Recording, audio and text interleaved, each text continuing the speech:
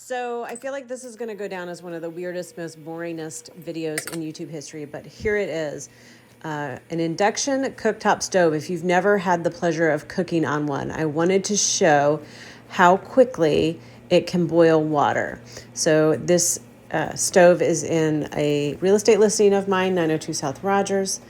But I first encountered an induction stove when I was renting a condo in Florida on vacation, and we were shocked at how quickly it boiled our water for coffee and tea in the morning.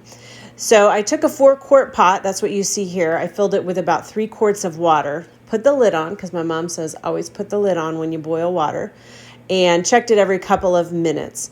And you'll see the end result. I've got this on 4 speed, so 4 times the speed, so it won't take too long.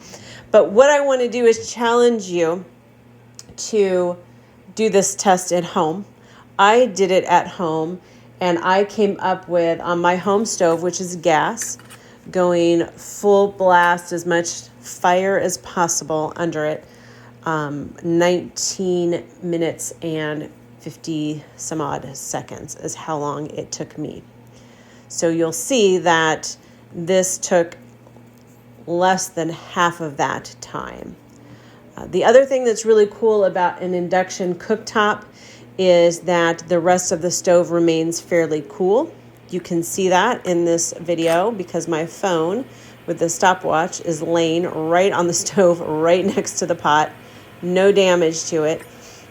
The other thing I want to point out is that as this pot as the water inside is heating up, and if you pause it, you might start to see like bubbles and things like that. So you know it's heating up.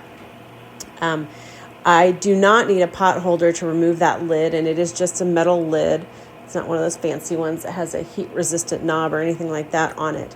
When I did the test here at home with my gas stove, after just a couple of minutes, I did have the whole pan heats up, and I had to remove the lid with a pot holder.